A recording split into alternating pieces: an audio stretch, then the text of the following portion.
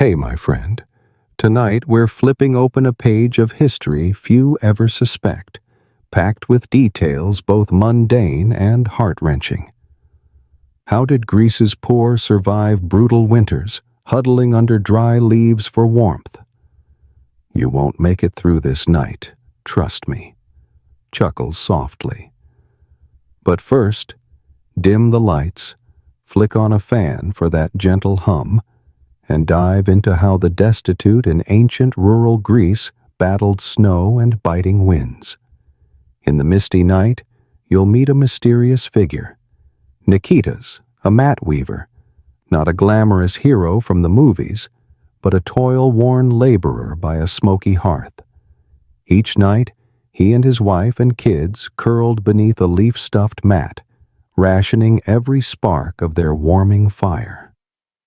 No romantic saga of a nation's savior here, just the raw tale of dry leaves, broken twigs, and rough-woven baskets. If this story grabs you, hit that like button, subscribe, and drop a comment. Where are you watching from? California, Texas, New York. Now, close your eyes. Take a deep breath, and let me guide you into this ordinary yet profoundly human world. In rural Greece of the 2nd century BCE, during the bleakest months, the air grew so heavy, each breath puffed out ghostly white mist. For 4 relentless months, the sky pressed down under a thick snow blanket, erasing autumn's traces. Small valleys plunged into darkness before dawn, and even when morning came, sunlight flickered faint, like a dying oil lamp. The people here, mostly poor farming families, sheltered in limestone huts with straw roofs, battling nature's wrath. In truth, those homes were as flimsy as anthills against a storm. Each low shack was cobbled together with rough limestone, stacked without mortar, held by gravity and folk wisdom. Roofs of matted straw, woven from autumn's old grasses, sagged haphazardly. Many rotted, letting snowmelt and rain seep through, dripping down inner walls. Inside, stone surfaces chilled like ice. A single gust through tiny cracks sent shivers deep. Cattle and goats huddled in adjacent pens, their body heat offering a faint warmth, but never enough to banish the cold. On bitter nights, northern winds slunk through gaps like silent thieves, hissing in jagged bursts, chilling those within. They say the wind's wail was a haunting symphony, mournful yet menacing, warning that without a steadfast heart, warm clothes, or a final log burning, one might slip into eternal sleep. Elders frowned at such tales, while children clung to mothers, for all knew winter's sleep was perilous. A refuge, yes, but also a potential trap. No grand hearths like the city rich enjoyed, just a small fire pit fed by glowing coals, kept alive with dry sticks. Each dawn, embers were coaxed to flame, but as outdoor temperatures plummeted, warmth fled fast. Sitting by the fire felt like cradling a frail, fading pulse, comforting, fragile. The breeze through cracks often snuffed the flames, forcing constant vigilance. A passerby would stoop, fanning the fire with a palm leaf tool woven from split reeds. In cramped huts, barely room for a family of 4 or 5, they squeezed onto a coarse mat woven from rushes and straw. This mat, thick and sturdy, was their prized blanket. Wool or silk was a luxury for the wealthy, far beyond their means. Instead, they burrowed in these mats, layered over summer hay, hoping it trapped body heat. Touching the straw, you'd feel daytime's faint warmth, a fragile lifeline, fueling hope they'd wake come morning. Outside, snow blanketed the earth, a barrier between the hut's warmth and the frozen wilds. As days dragged, snow deepened, trees iced over, oaks and birches snapping, their last golden leaves forming a chaotic carpet. Late autumns saw villagers racing to gather these, piling them to dry. Those leaves would be winter's soft bed. The task seemed simple: pick, stack, store, but was urgent. Miss the chance, and snow would bury your warmth. When gales roared, valleys echoed with the creak of loose shutters. A warped plank let cold slice in, dousing embers in moments. The room would plunge into frost, hearts pounding. Many skipped meals to save wood for midnight's chill, kindling fires only at dusk. By day, they hoarded dry sticks, sending kids to sun them or feed livestock. In dire straits, grandmothers clutched tattered cloaks, patching wall gaps, then warmed millet broth, inhaling its steam like a gulp of summer sky. Life in these straw and stone huts wasn't just a fight against cold, but a race with death's faint shadow. Every breath, every nap, tested endurance. Elders quipped bitterly, "The heavens don't freeze us to obey, but to teach warmth's worth." The words stung with irony, yet brimmed with love, mocking the sky's cruelty, cherishing the poor's grit amid snow's white grip. In fitful dreams, children curled beside mothers, half-closed eyes catching the wind's howl. They fancied it a giant fan scattering darkness, a naive belief that staved off shivers. At dawn, though numb, they'd scramble from straw beds, rushing to check if snow still cloaked the yard.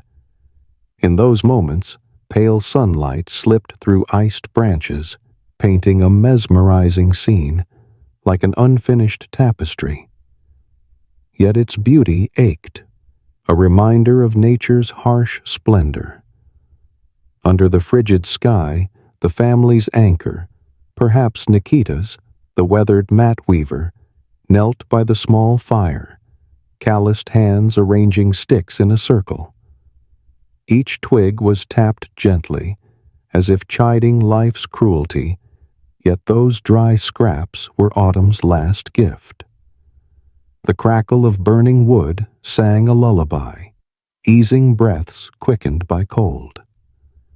Sometimes he'd glance at his sleeping wife and children, vowing, "As long as these embers glow, I've reason to press on." No lavish feasts, only thin millet porridge. Each took a spoonful, sharing meager bites, tasting scarcity's quiet sorrow. The gruel left a faint aftertaste, like unspoken grief, but it was a precious gift, warming insides enough to fend off hunger and frost. In dim twilight, as firelight waned and coals faded, every bead of sweat on the hearth was a prayer for another dawn. When snow fell thick, red dirt paths turned to slick mud. Movement grew treacherous, feet slipping, cloaks stained gray. Yet mud dulled the wind's bite, a makeshift winter shawl. In gales, families scavenged old cloth scraps to wrap necks and shins, dubbed country scarves, simple yet as vital as the rich's wool. No grand temples graced this land, only a weathered stone shrine on a distant hill. Snowbound, it stood forlorn, steeped in mystery. Elders rarely climbed, fearing falls, but believed hearing its bell toll through snow even once, heralded warm spring dreams. The bell's faint chime wavered, as if even gods shivered. Each meal, each mat, each incense stick lit in snowy nights carved proud struggle into their hearts. It wasn't just weather they fought, but a test of faith, belief that a flimsy mat, tattered scarf, and watery porridge could see them to dawn. In that barren land, amid icy stone huts where north winds hissed, they learned to seize each moment, not to conquer nature, but to survive it. As night fell, with hearth fires nearly spent, sighs and halting breaths wove a soft rhythm, recounting the tale of countless toiling souls. No epic heroes, yet their battle with cold, small fires and leaf beds revealed resilience's might. Every misty breath in the chill night whispered, "Don't yield. Hold the warmth in your chest, for it's enough to wake tomorrow." As autumn's final golden leaves began to fall, the small Greek village stirred with an unspoken mission, to gather every remnant of the crisp breeze before winter's icy grip descended. Leaves drifting from olive, oak, and birch trees were no longer mere tokens of a fading season's romance. They became survival's currency, a brittle gold mine to fuel warmth for families through 4 frigid months. Villagers, weather-worn farmers, stooped grandmothers, children cradling younger siblings, hurried outdoors, collecting dew-damp leaves, piling them in neat stacks along field edges. Each leaf, seemingly lifeless, held a miraculous power to retain heat, a fragile shield against the biting frost. Each morning, as autumn's frail sunlight filtered through tree canopies, glinting on thousands of golden leaves, villagers felt the lurking chill. They had no time to savor the fleeting beauty. Instead, rough hands swiftly gathered and heaped leaves in field corners. Children darted about, plucking leaves from beneath stone benches, nodding as grandmothers chided, "Pick carefully, for each leaf might cradle a hand in the bitter night." To young eyes, the task felt almost like a game, but few grasped that these tiny leaves held their family's survival in their delicate veins. Alongside leaf gathering, dry straw, harvest's cast-off, was equally vital. When summer's wheat fields faded, straw was bundled into towering stacks by the fields. Wealthier farmers burned excess to prevent fires, but in poor households, no scrap was wasted. With deft hands, women folded straw neatly, stuffing it into coarse woven baskets, once used for olives or apples, now repurposed to hold winter's warm meal. These baskets, woven from pliant reeds, were rough and uneven, yet treasured.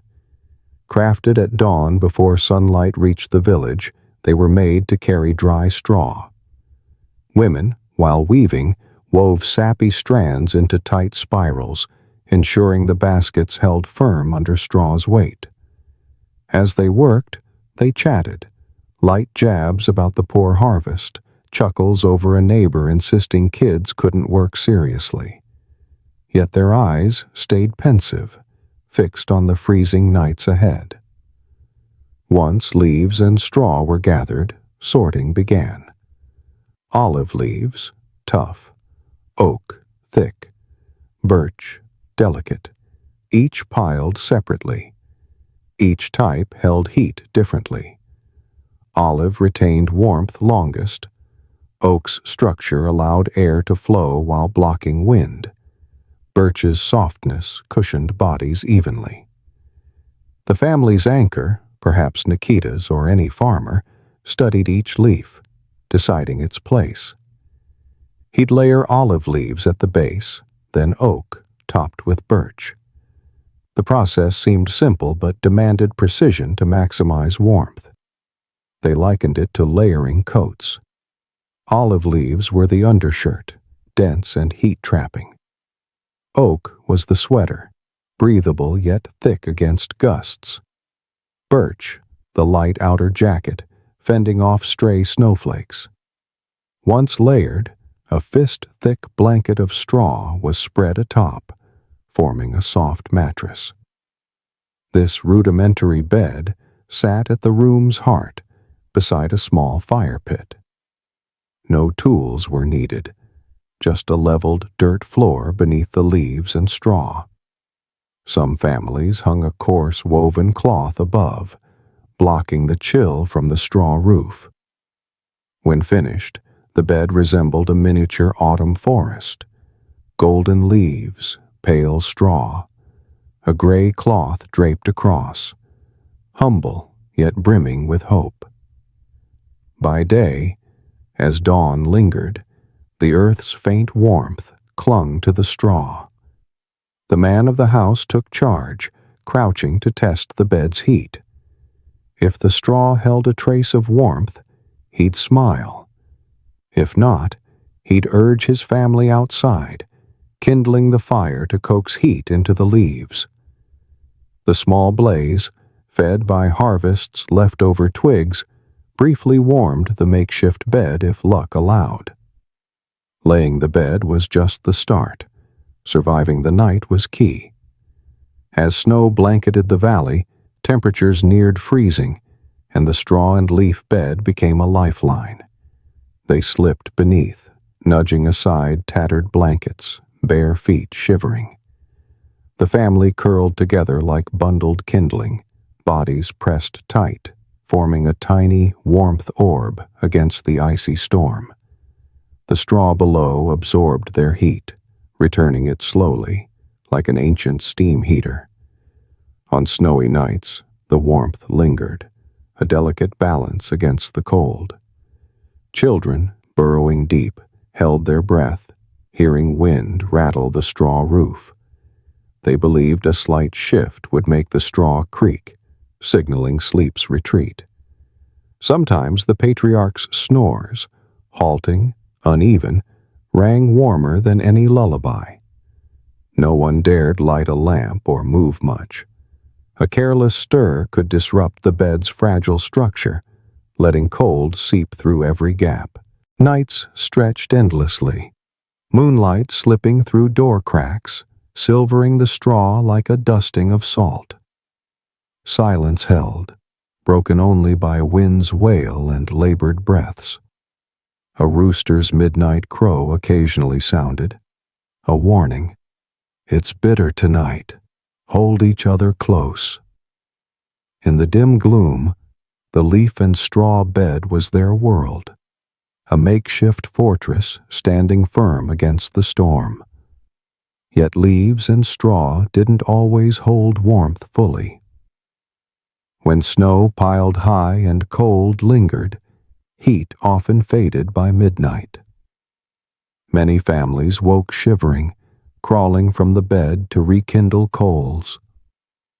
The father's calloused hand fanned the fire, its soft rustle blending with the wind's howl. A brief duet rousing wakefulness in the night's final hours. Then they'd nestle back, stealing last moments of rest before dawn. Those dry leaves, no longer nature's refuse, became a wondrous heat shield. Straw, not mere fodder, was a lasting mattress. From silver-haired elders to 10-year-olds, all knew losing leaves or straw spelled danger. Even before the worst cold hit, they diligently gathered each leaf, bound each bundle, knowing one harsh snow could turn winter into a stark, life-or-death memory. The next morning, as sunlight broke, icy stones thawed into muddy earth. Villagers gathered around piled leaves and straw. They checked, shared crisp bundles, and distributed to each household. Some stood silently, watching the last leaves loaded onto carts, sighing. "We'll survive this winter, but what of next?" The question smoldered like hidden embers, yet couldn't douse hope, for however mundane life seemed, leaves and straw fueled belief that spring would come if they held fast. When winter's final night fell, the last leaves vanished into rotting straw, as if fulfilling their duty to warm a person, a family, a community. The straw thinned, yielding to cool earth, but its warmth lingered, tucked beneath sprouting grasses. In that stillness, only sparrows' calls echoed, as if whispering, "The leaves and straw you cherished will nourish tomorrow's harvest." These tricks of hoarding leaves and straw, seemingly dull, were a symphony of endurance and ingenuity. In history's pages, these toiling souls aren't nameless. Through each winter, they repeated the ritual of gathering leaves and straw, keeping the faint flame in their palms alight. From this, they dreamed of a day without leaf piling or straw stacking in snow, a spring bringing fresh hope and warm smiles. In the still night, as autumn's last winds hushed, Nikitas's small hut flickered with the faint glow of a dying fire. Embers cast a frail warmth, too weak to fend off the chill seeping through cracks in the stone walls. By a modest hearth, Eleni hunched on a worn mat, legs crossed, her gaze fixed on pliant reed bundles being tied into neat stacks. Before her, her husband, Nikitas, fed twig scraps into the fire, coaxing the coals to burn longer. Midnight had passed, but for Eleni, the task of weaving mats was just beginning. The mat, though simple, was a winter treasure. Woven from flexible reeds, each strand interlaced with care, it formed a smooth yet soft surface, insulating the icy ground from the family's shivering bodies. As the fire's crackle mingled with the wind's howl at the door, Eleni lifted a reed bundle, checking its lingering pliancy. Summer's harsh sun had baked the stream-side reeds brittle, but these had been soaked and re-dried to preserve the suppleness needed for weaving. Her fingers darted through slender reeds, weaving one over another, forming precise square patterns. The reeds' soft clack, the wind's wail, blended into a symphony of rural Greece's poverty. In Eleni's mind, a memory surfaced. 4 decades ago, as a girl, she sat beside her grandmother, hands fluttering over reeds like an artisan, though it was mere survival. She recalled her grandmother's words, "Weave tight, child, so leaves and straw won't slip, and the family sleeps warm." The echo of that lesson, like a gentle breeze, brought a faint smile to her lips. Each mat stretched about 2 meters, wide enough for a family of 4 to cover the dirt floor. Crafting one took Eleni all night. She divided reeds into small bundles, 10 to 20 stalks each, tied with cords spun from nettle fibers. These bundles lay parallel across her bare thighs, her feet anchoring the ends, while her hands deftly wove reeds into uniform squares. When a strand snagged, she wiped her hands on a cloth to steady her grip. Her rough hands, veins etched by time and toil, bore the marks of years. Yet Eleni pressed on, knowing this mat would shield her family from the bitter nights ahead. As reeds intertwined, the mat's surface revealed natural patterns from their varying thickness. The tight squares resembled a tiny map of their valley, some dark, some light, some open, some dense, a tapestry of texture. The weaving's steady thwit, thwit, thwit sang like a mournful folk tune, sending a shiver through Eleni. She glanced at the hearth, where a bowl of millet porridge had cooled, its nutty steam rising. The fire's crackle seemed to urge, "Keep going, just a few more weaves." Mid-weave, Eleni's thoughts drifted to childhood winters. As a girl, she'd gathered reeds with her 10-year-old sister, giggling across fields, unaware they were prepping for harsh cold. To them, it was a game adults called weaving for winter. She recalled her sister's laughter echoing, but at night they'd huddle on a thin mat, damp straw beneath, like two mustard seeds guarded by grown-ups against nature's bite. Those moments lingered, and now Eleni wove with that same skill to spare her children such a fate. The first step was securing the mat's head.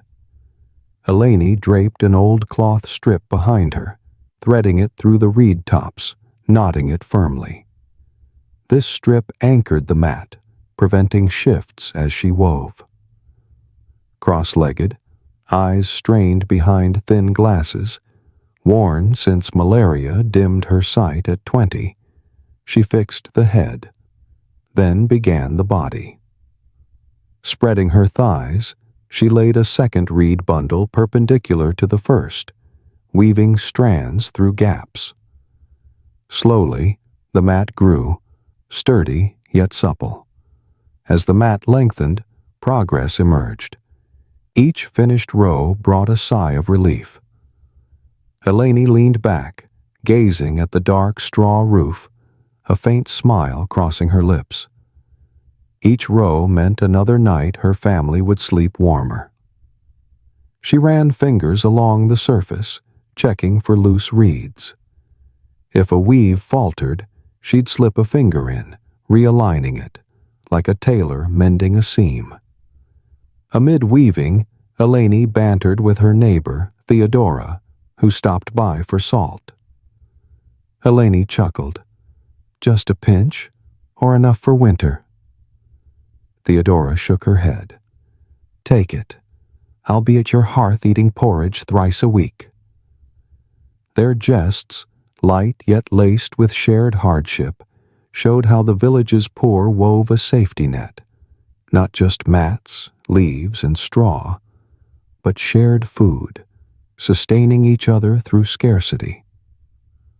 In the cramped space, warmth seemed tethered to Eleni's weaving rhythm.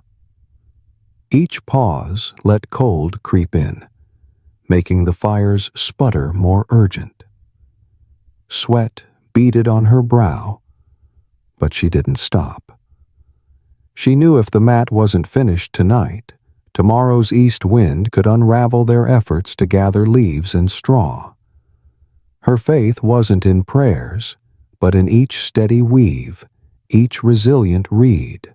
As night deepened, silence fell, broken only by the reed's clack and the heavy breaths of her youngest daughter, perched on a creaky wooden chair, eyes drooping. The girl nodded off, but stayed put. "Mama, I'll help.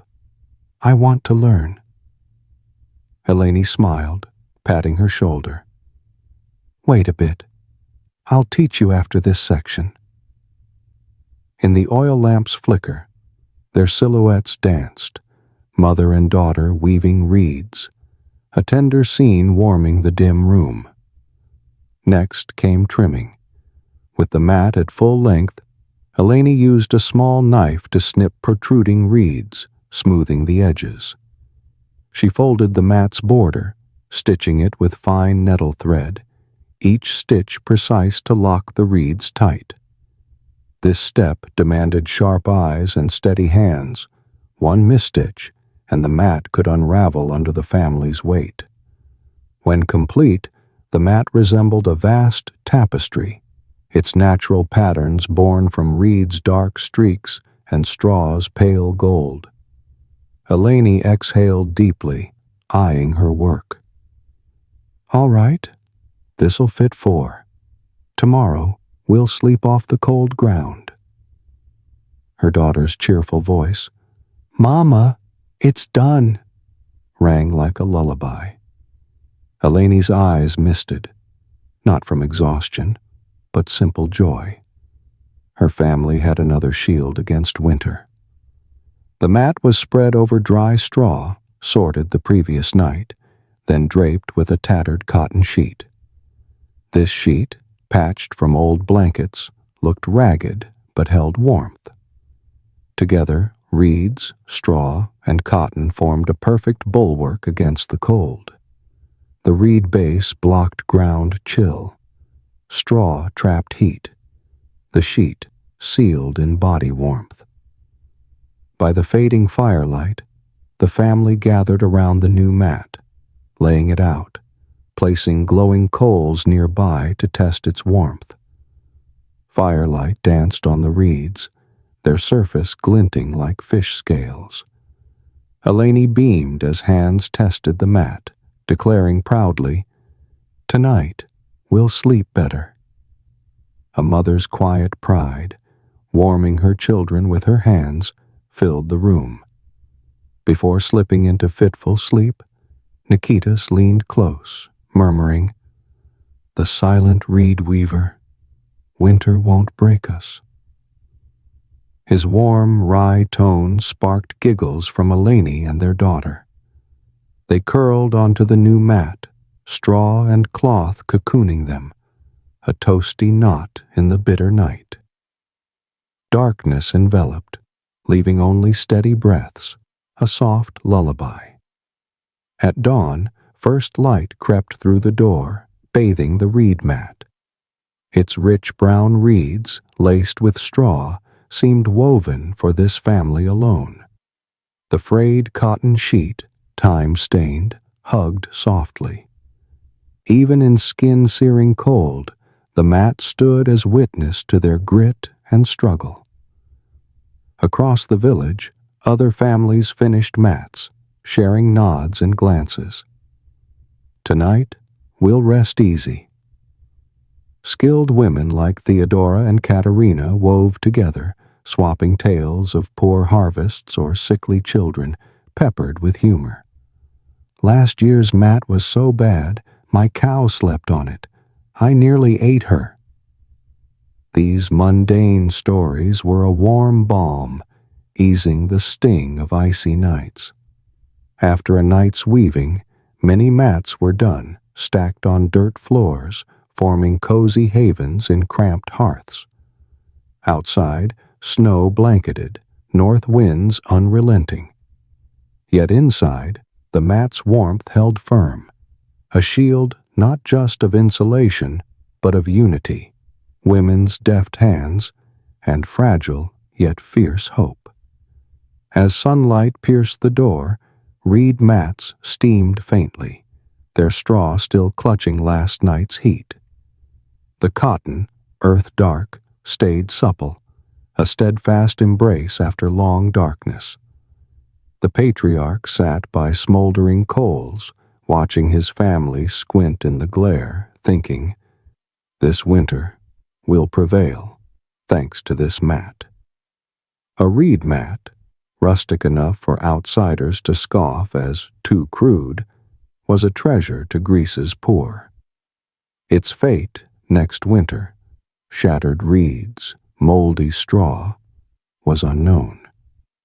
But now it fulfilled its role, cradling 4 frail souls against the frozen night. This dull reed-weaving craft held profound power, the strength of faith and love amid hardship. One day, as winds faded under a warming sky, villagers checked their mats, smiling at the reed's resilience. They knew, though winter loomed long and cruel, they could endure, for the reed mat, like a lighthouse in a snowy sea, guided them to peaceful slumber. Each evening, as dusk yielded to a frigid night, a small fire on the dirt floor flickered awake.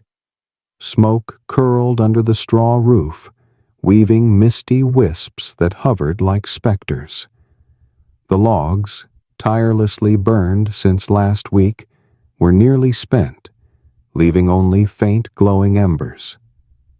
The fire's soft crackle sang a gentle lullaby, easing the biting chill. The hut was no grand space, just a straw-roofed shelter beside a cattle pen.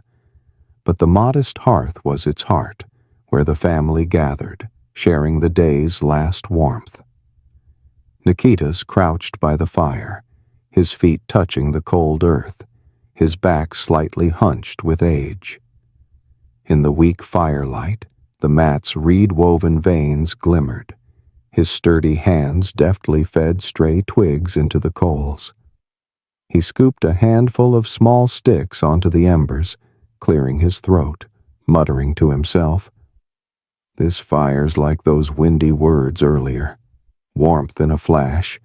Gotta keep feeding it to stay cozy." Perhaps only he imagined this wry banter with the flames, but his soft chuckle lightened the tense air. As twig scraps sank into ash, the fire flared, casting golden warmth across the sunken dirt floor. Eleni steadied a cast-iron pot by the hearth, simmering millet porridge. Its nutty scent wafted, teasing ravenous hunger. No fragrant almond porridge graced their table like city feasts.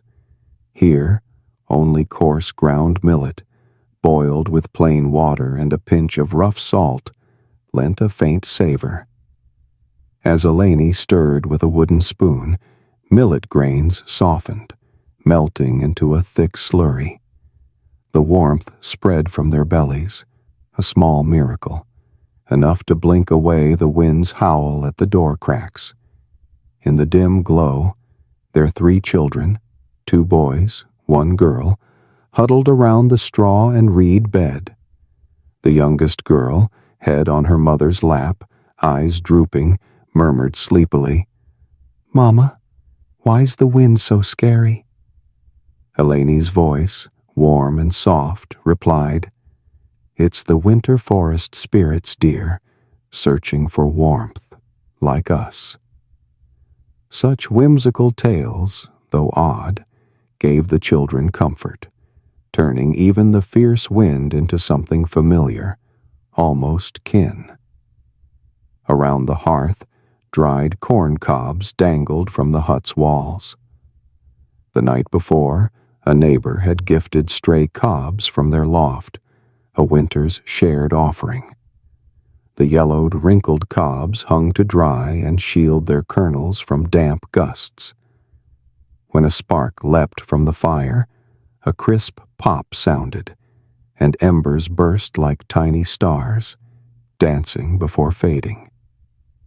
The pop-pop warmed the room as laughter rippled, easing the cold creeping onto their shoulders. Nikitas poured boiling water from a small kettle into a battered iron mug, joking with his wife. "Tonight, our hearth's grand as a noble's fireplace, just missing some biscuits for a feast." Eleni smiled, nodding, but knew the jest couldn't hide their plight. The twig-fed fire could die any time, forcing a midnight rekindling. The fire's steady crackle pulsed like a fragile heartbeat, signaling life's delicate thread. When the porridge thickened, Eleni ladled it into 3 small iron bowls, setting them on a rough-hewn wooden table. The children scrambled over, tiny hands diving into bowls, slurping as if savoring the world's finest delicacy. Nikitas's lips twitched, watching them devour. Thin gruel, yet they eat like it's a banquet. Someday, they'll recall this winter's taste. His low voice held pride laced with a quiet sorrow for their uncertain future. By the hearth, Nikitas set a wobbly chair for Theodora, their dear neighbor, who'd dropped by to chat. She brought charred roasted yams, a diplomatic offering in lean times, wrapped in damp banana leaves. Peeling them, Steam rose, carrying a earthy tang. The eldest son teased, "Granny, your yams are awful. Vangelus's were old but didn't reek of burnt hide." Theodora's pft erupted into cackles. "Kid, old yams beat fresh. They soak up winter's wind, not autumn's gold." Their laughter burst, the fire leaping as if to double the room's warmth. Across the hearth, Eleni kept a basin of warm water, heated at noon, for washing hands before eating. Water trickled, its steam mingling with acrid smoke, crafting a rustic scent of simple life. All day they'd woven mats and gathered leaves, leaving hands grimy, nails caked with dirt and straw. When the youngest touched the warm water, she sighed. "Oh, it's toasty, like spring's first sun." Her innocent chirp sparked giggles, briefly erasing the chill outside. After the meal, the fire dimmed, embers glowing like sad eyes peering at the world. The eldest son, 12, warmed his fingers by the coals, nudging ash aside to lull the fire to rest. Silence fell, not from coldness, but to let the embers hold heat, avoiding moves that hastened their fade. The bed's straw and leaves rustled softly, crackling, like a tiny beehive braving a blizzard. Eleni and her daughter tidied the bedding, tucking reed mats between straw and cotton, smoothing them neat. The youngest, glancing at the fire, asked drowsily, "Mama, does fire get cold?" Eleni smiled, stroking her hair. "No, dear. Fire dances at night, keeping us warm." Her simple words, like a tonic, banished fears of the windy dark. As Nikitas fed the livestock their last meal, he tossed scraps to the old goats. Their faint baa reassured him. Even in this cruel winter, they endured. He mused that when the fire died, the goats would inch near the pen's door, soaking up the last smoky warmth. Watching an old goat shuffle, he recalled his youth, each snowy step heavy with dread. In another corner, Theodora gathered dried birch leaves for straws, sharing leftover porridge. Chewing, she spun a tale. "When I was young, I slipped gathering oak leaves on the hill. Mother whipped me, saying, 'The sky doesn't freeze you for fun, but to teach you to tend life.'" Her plain story drew giggles from the kids, letting them shed their victims of cold role. In the quiet, Nikitas lifted the iron kettle, warming it over the fire. Its soft hiss signaled afternoon ginger coffee was ready. Drops fell, steam rising with ginger's sharp spice, a spirit lifter against cold-induced drowsiness. Offering Theodora a mug, he quipped, "Sip this, it'll fatten you for the night." She smirked. Ginger coffee in winter's like drinking rain, but warm. Poured into small iron cups, the coffee steamed.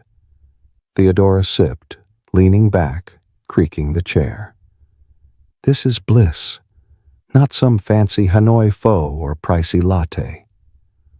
Her wry tone held warmth, affirming joy in their meager lot. The wind's steady wail at the door seemed to ask, "Warm enough? Porridge hot enough?" They glanced at the fire, silently replying, "Barely, but enough." Holding coffee mugs, they fell quiet, listening to winter's chorus. No grand speeches, just the fire's crackle, wind's moan, soft porridge slurps, blending into a song both mundane and soulful. Past midnight, the last flames waned, leaving a lone ember on the verge of death. The eldest son fanned it with a palm leaf tool, clearing ash to coax a brief flare. warmth's fleeting farewell. Eleni rose, sealing the wooden door against gusts. The family curled into the reed mat, straw and cotton, ready for sleep's next embrace. The fire's voice was gone, but warmth lingered in the bedding. In the dark, children's eyes glistened while parents whispered hopes. Tomorrow, enough coals, more wood, will outlast the final night. Amid snowy rain, the frail fire, though faded, was a blazing faith, a reminder of humanity's fierce will. They spoke no more in sleep. Weary faces, not defeated, held quiet resolve. The long night droned with wind, but their hearts cradled certainty. Each ember, each porridge spoonful, each wry smile paved the way to dawn. Around that small hearth, life wasn't mere heat. It was proof of love, unity, and steadfast hope in the bitter dark. As late afternoons dimmed, with mountain winds howling ceaselessly across the hills, some poor families couldn't return to their streamside huts. They packed their meager belongings and trekked uphill, seeking vast stone arches, bridge underpasses, and old granaries, once bustling with grain, but now mossy and forsaken. The winding path snaked up the slope, strewn with jagged pebbles, each step a drumbeat echoing the sky's biting chill. There, darkness fell swiftly, cloaking lonely moss-crusted caverns and peeling plaster in shadow. At first, choosing a bridge's underbelly or an abandoned granary as a night's refuge seemed far less romantic than the ruined castles of fairy tales they'd heard. But for these toil-worn souls, these were the only havens shielding them from direct gales and blanketing snow. They spared no time mourning the stone structure's faded glory. Instead, they scrambled to turn damp rock nooks into makeshift bedrooms.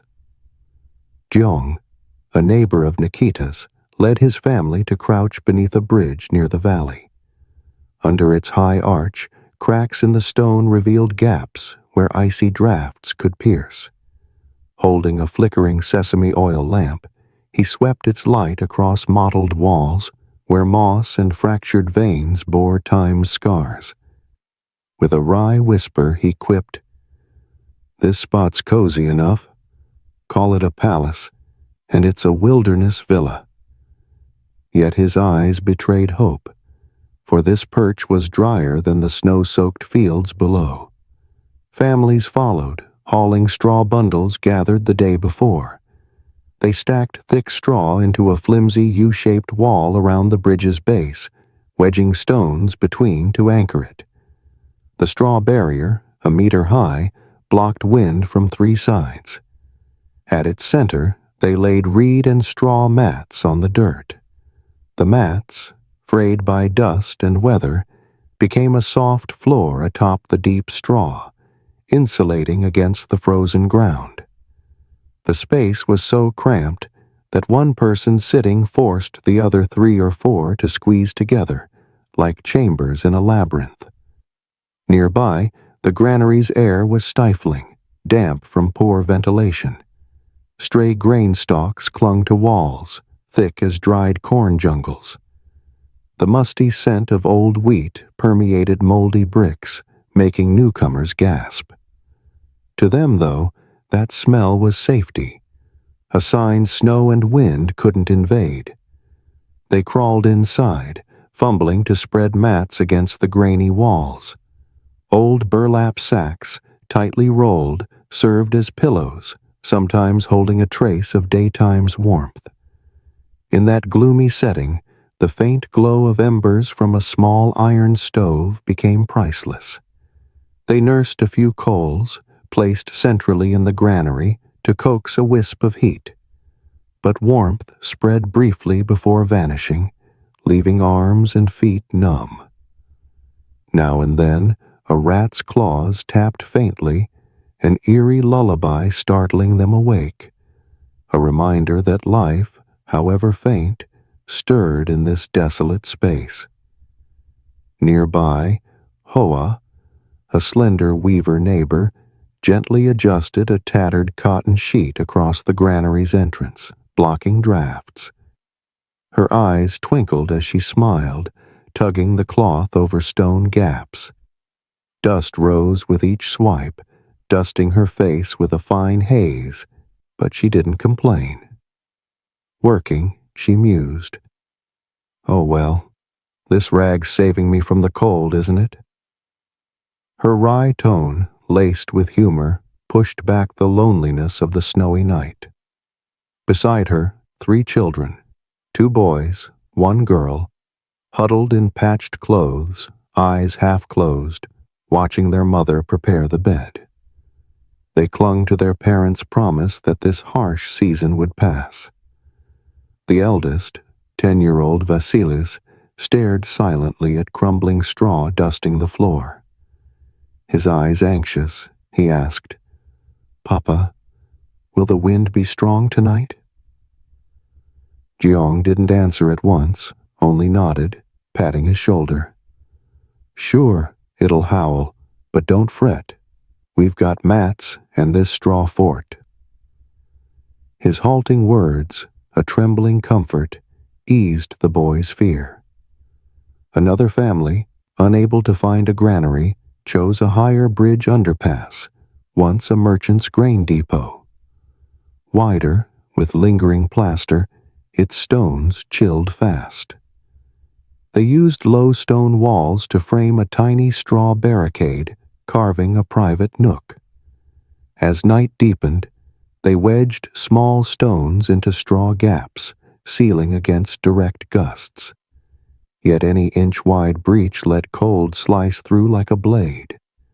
They sat still, barely moving, preserving the fragile warmth. In the pitch dark, stone taps echoed like racing heartbeats. Outside, snow fell with a gritty rustle, burying paths. When the granary door creaked, gusts slipped in, then stilled, leaving a haunting aftertone. They curled tighter, silently praying for a milder, warmer breeze to ease the skin-searing cold. But the mountain wind, relentless and fierce, only roared, making the corner candle flicker like a child lulled half awake. 2 elderly women, in tattered straw hats, sat by the bridge's sagging base, fanning each other with a damp cloth warmed by steam. One said to the other, "Old Danto sent a few yams today, barely roasted, not as good as stewed, but they'll quiet our growling bellies." The other, lips pursed, sipped cold millet porridge, shaking her head. "Feels like it cuts the chill a bit. Call it gourmet, why not?" Their jest shattered the gloom, sparking giggles from the kids. That fragile laughter kindled a spark of hope in the dark. Sometimes in the granary, wordless glances passed, conveying, if the water bucket outside wasn't fetched, they'd face parching cold. They prepared silently, grabbing warm ash to scatter on the floor, waiting for it to cool yet retain faint heat for their feet. Hands mingled ash and straw, grasping lingering warmth. Each cooling ash puff sent up white tendrils, a mute prayer for milder skies, less snow. In a bridge's tightest nook, some families built tiered beds, salvaged granary planks raised a few inches, topped with straw. This platform spared them the ground's direct chill, but cramped them like soldiers in a trench. They breathed softly. A heavy exhale could dislodge straw, ruining precious insulation. The oil lamp's dim glow lit haggard faces, revealing lives in a frozen box amid the wilds. Hail pattered on the stone arches, a rhythmic war drum signaling a long, cold night. They lay still, calming nerves, for too much movement risked toppling the straw wall. Beyond the bridge, wind screamed, threatening to rip their fragile shelter. In the granary, rats' squeaks from straw scraps echoed, proof life persisted despite the frost. The rodents scurried through grain nooks, scavenging fallen kernels, their dry rustle a stark soundtrack of endurance. In peak cold, each heart whispered, "This straw, this mat, though frail, is our ladder through tonight." They leaned into each other, faces buried in rough cloth, brushing off cold seeping through straw strands. Steady breaths, from elders to children, wove a silent symphony, stirring resolve. However mundane life seemed, community and humanity's warmth sustained them. In the bridge's narrowest crevice, as midnight neared, some tucked cooled coals in cloth bundles by the bed's head, like fate's hand clutching warmth. A sudden gust shook the cloth curtain, making the near-dead fire flare, casting anguished shadows on the granary ceiling. In that flash, all wondered, without this straw wall, could we endure? The unspoken question held quiet dread. Countless times, families woke, shivering, to fan dying coals for a fleeting glow before sinking back to labored sleep. Here, sleep wasn't rest, but a defense against gnawing cold. Each breath was a choice: await dawn or close eyes forever. They cherished every sigh, every faint warmth, like clasping hands across a chasm of fear. These moments became a wordless ritual, a hymn of the poor striving to survive. The mountain wind's roar outside the bridge, mingled with snow's gritty tap on stone, formed an endless score, not for a conductor, but for souls that endured. They lay quiet, breathing, waiting. To them, bridges and granaries weren't dreamscapes but harsh reality. Yet in that gloom, they didn't surrender. Flimsy straw walls, reed mats, tattered cloth, and flickering fires held warmth. That warmth wasn't just heat, but love. Village kinship, family bonds beneath cold arches. At dawn's pale light, filtering through bridge cracks, families stirred, eyes bleary but hearts buoyant. They'd survived another night. Wind still moaned outside, but fear had faded. Straw littered the floor, crumpled mats held firm. They crawled from the bridge, eyes catching snowflakes glinting on green stone, numb hands reaching to touch, affirming, "We're still alive." In Greece's snow-draped mountains, derelict bridges and granaries became survival's emblems. Straw, reed mats, ragged cloth, and faint fires wove a winter's memory where ice couldn't crush spirit. They trudged on, shouldering straw sacks, steps slow like a dance with winter.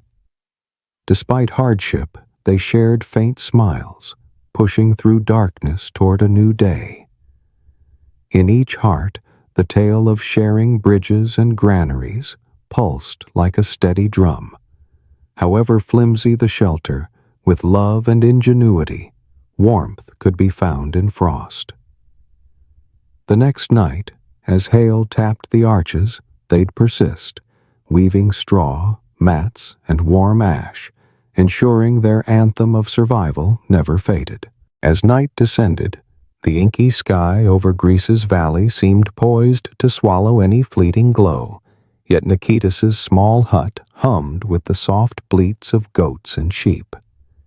These shaggy creatures, like clouds braving the cold, became unwitting portable heaters without modern frills. They were nature's priceless gift, honed by the calloused hands of farmers, a warmth woven from the breath and body heat rising through thick wool. As the last sunset faded, Nikitas's family, alongside a few village neighbors, herded their sheep and goats into a narrow pen beside the straw-roofed hut. Built from limestone and patched with wooden slats, the pen was a snug box against the icy sky. Sheep packed tightly in rows, mingled with friendly goats, each cloaked in dense fleece, a living furnace. In the endless winter, villagers dubbed them woolly weavers, for their only heating tool was the warm breath filling the cramped space. Nikita stood by the pen, eyes tracking each sheep and goat as they shuffled into tight corners. A sesame oil lamp, hung in the yard, cast a feeble yellow glow, painting faint shadows. He murmured, "Tonight, we owe them. Without these critters, we'd be shivering like patched rags." In the lamp's flicker, the rustle of goat fur brushing wooden slats made a dry, comforting clack. A melody signaling warmth would soon seep into the cramped hut. A flimsy curtain of scavenged wood separated the pen from the living space, too porous to block the animals' heat or their musky scent. Sometimes Nikitas's family endured the pungent whiff of livestock fur. Outsiders might call it foul country stink, but to them it heralded winter's warmth. Eleni once griped, "That smell could wake me to burrow underground instead of a blanket." Yet she'd smile, knowing without the flock, sleep would elude them. In the small yard, wooden crates leaned against the pen, where Nikitas's 4 children climbed to peer at the sheep. Vasilis, the eldest, chirped, "Mama, their wool's so thick, it's got to keep me warm tonight." The youngest girl, eyes heavy, nodded, "I want to hug a sheep to sleep." The younger two, less awed by the animal's warmth, whined, "Their bleating'll wake me." But those gentle baas and mes wove an impromptu lullaby, soothing the silent night. With the children settled, the aging couple returned to the hut. The makeshift wooden door, cobbled from scraps, closed with a gap just wide enough for the pen's warmth to drift in. Inside, bedding layered in stacks, a reed mat, dry straw, and a patched cotton sheet, all yellow-gray, dusted with last winter's grit. Opening the pen's door a crack, sheep's warmth wafted through like a narrow cloud, seeping in. Vasilis leapt up, arms spread, catching the first wave, mumbling, "Oh, it's like Mama's hug." His words sparked Eleni's laughter, though she closed her eyes, inhaling deeply to savor the heat beyond words. By the door, the couple kept a wooden basin of warm water, heated from a stream and warmed near the fire for washing hands and feet before bed. Eleni nudged Nikitas. "Wash your feet, then hit the mat. It cuts the cold." Though their limbs still ached, the mat, soaked with animal warmth, felt different. Souls tingled, blood flowed stronger, a quiet miracle lulling sleep. The sheep's shifting, their wool brushing wood, made faint thump-thumps. A goat's baa occasionally rang, signaling movement. The sound stirred unease yet reassured. The herd still lived, unclaimed by frost. A lamb nestling against a crate, eyes drowsy, warmed their hearts. Instead of cold's sting, they felt heat spreading, an invisible blanket embracing each soul. In fitful sleep, Nikitas dreamed he curled in a woolly cloud, floating over snowy slopes. Hundreds of sheep pressed together, huffing warmth, marching like a fluffy legion hunting heat. Waking, he grinned. However harsh reality, their flock ensured winter wouldn't crush their hope. But survival demanded more than livestock warmth. As night deepened, the air grew colder. An owl's hoot on a yard branch wailed, "The night's long, stay vigilant." They huddled in bedding, barely stirring, praying the flock stayed still, not nudging the pen door wide to let gales ravage their hard-won warmth. Midnight brought a soft tap of an old wooden shovel by the hearth. Gyong, their neighbor, had come. He carried a sack of dry cornmeal, ready to bake puffed flatbreads over coals. The faint knock, loud in the night, was a hopeful signal. Halfway through, still awake, still alive. Gyong ducked in, chuckling. "Brought cornmeal to share. Empty bellies in this cold are as bad as freezing." His neighborly warmth thawed the chill, drawing soft laughs. On the cracked clay floor, the sack's thud echoed as Gyong set it down. Cornmeal grains tapped stone, like rain on embers. The couple tiptoed over, weaving past sheep to peek. Their eyes lit up. A neighbor's gift, small but precious as a gem in the frozen night. They gathered by the tiny iron stove, its ruby coals twinkling. Gyong sprinkled cornmeal on a reed mat, sliding it into the embers. The thwack of dough on coals puffed it into misshapen flatbreads, ugly but crisp, their faint sweetness warming bellies. They nibbled, savoring each bite, eyes half closed, sipping leftover porridge. Though meager, the golden bread kindled hope. Sharing the meal, Gyong patted the children. "Winter'll end, we'll make it." His words, rich with kinship, reached the pen's corner. They were a lullaby, soothing small hearts. However cruel the cold, warmth from livestock, neighbors, and nature endured. The children, briefly forgetting the chill, drowsily watched the sheep, dreaming of becoming lambs, forever cozy in thick wool. Goats' baas and sheep's bleats wove a mournful forest symphony. Though wind raged outside and snow thickened, this hut, with its flock and woolly warmth, was winter's staunchest fortress. As midnight passed, the flock's heat waned, barely reaching every corner. Nikita's gently turned the straw beneath the mat, catching warmth trapped in its stalks. Eleni smoothed the blanket, sealing out drafts. Each move, deliberate and slow, was a meditative lullaby, softening the night's bite. Near dawn, sparrows chirped tweet-tweet from yard branches, heralding sunrise.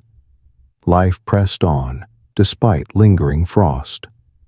Nikitas's family woke, shivering but joyful. Their portable heaters, the sheep, had carried them through. They stepped to the pen, stroking wool, thanking the silent gift that warmed their breath and hearts. As dawn's faint rays melted snow, sunlight glinted on shaggy fleece, dewdrops sparkling. The youngest boy squealed, "The sheep look so cozy. I want to dive in." Nikita smiled gently. "Aye, but don't forget, they're a treasure your parents and village gave you." His words reminded them, the flock's gift wasn't just heat, but love, sacrifice, and faith through a brutal winter. Stepping outside, letting icy wind graze their faces, they shared a glance, a vow that, though winter stretched long and cold, they'd harness their humble sheep as portable heaters, awaiting the return of sunlit days. In winter, Food grew so scarce that many families scraped by on meager rations just to survive the day.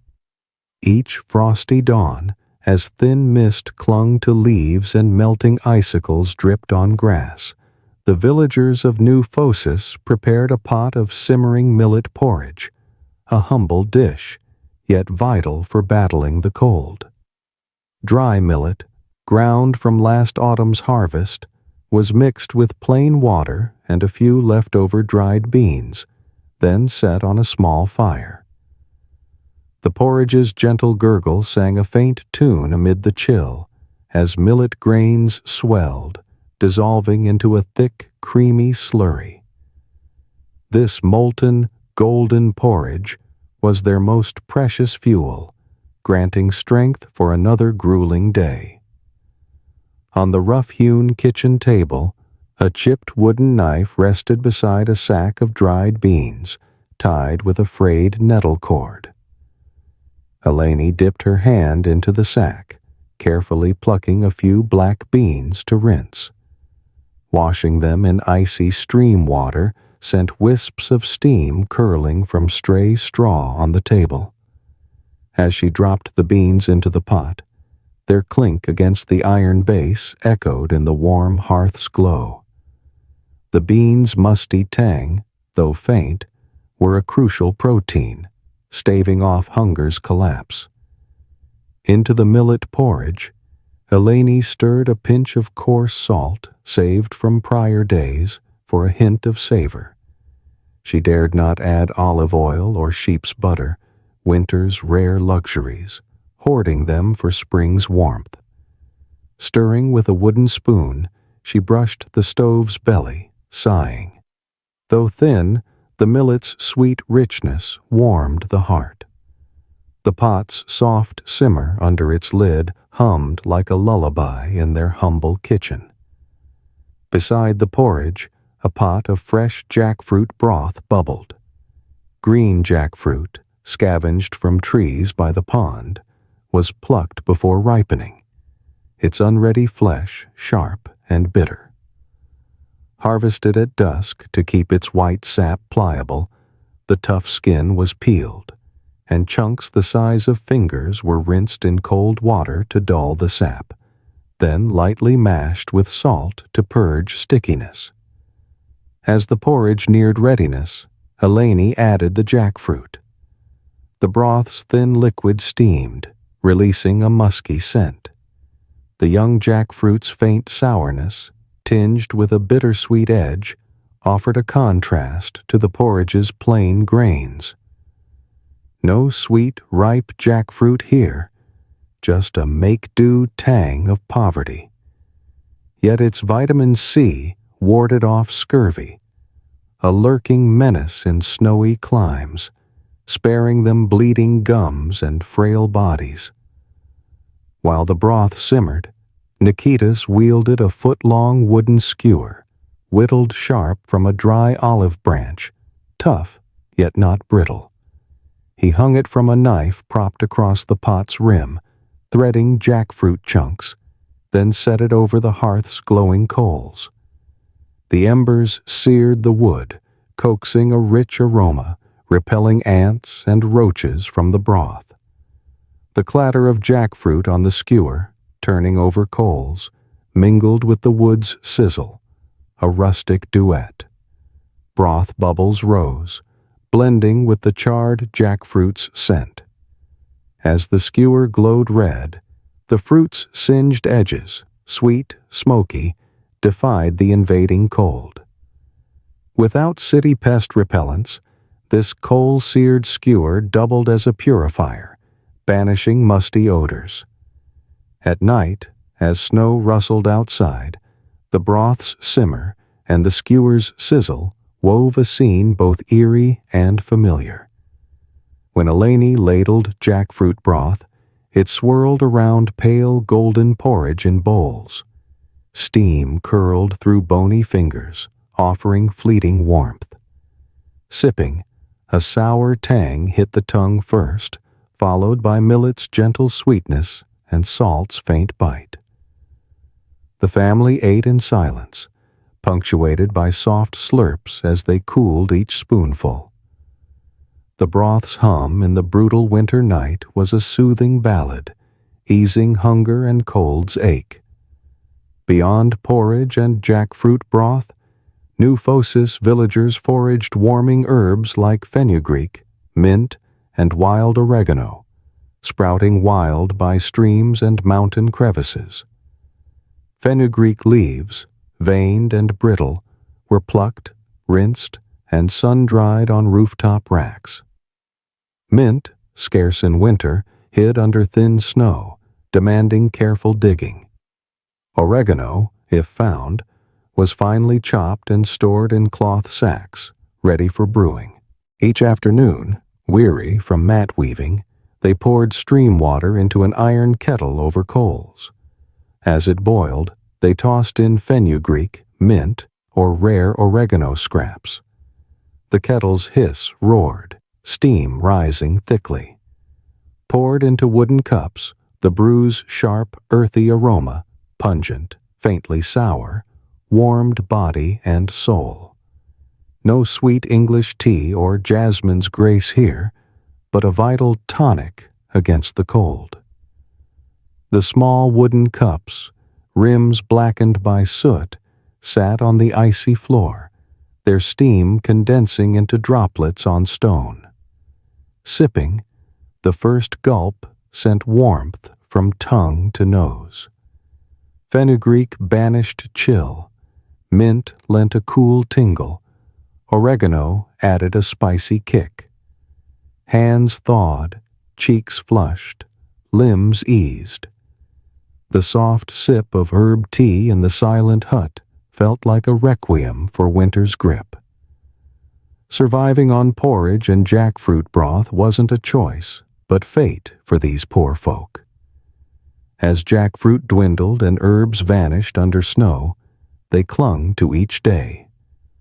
When porridge ran low, Eleni rinsed dried pickled radish skins, chopping them into the gruel for sweetness and crunch. The snap of peeling radish by the hearth whispered, "Without these scraps, hunger would bite deeper." Each evening, after their scant meal, they lingered by the hearth. Nikita sat, warming hands over embers, staring at the door.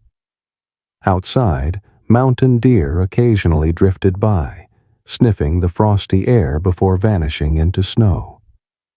Their fleeting forms stirred memories of bountiful harvests, fields heavy with fragrant grain.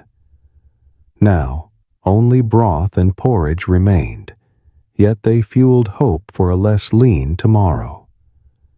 Vasilis, shadowing his father, skewered the last slivers of dried goat meat over coals. Sun-cured and thinly sliced, the meat, seared crisp, wafted a musky, salty tang, spiced with coarse pepper. Each bite burst with savor, a spirit lifter dulling hunger's edge. The meat's sizzle on coals, broth's slurp, and wind's rustle at the door formed a quiet winter symphony. At dawn's first light, faint warmth crept into the kitchen. Porridge steam drifted to the straw roof, mingling with low clouds. They breathed deeply, savoring the strange comfort of warmth after a long night.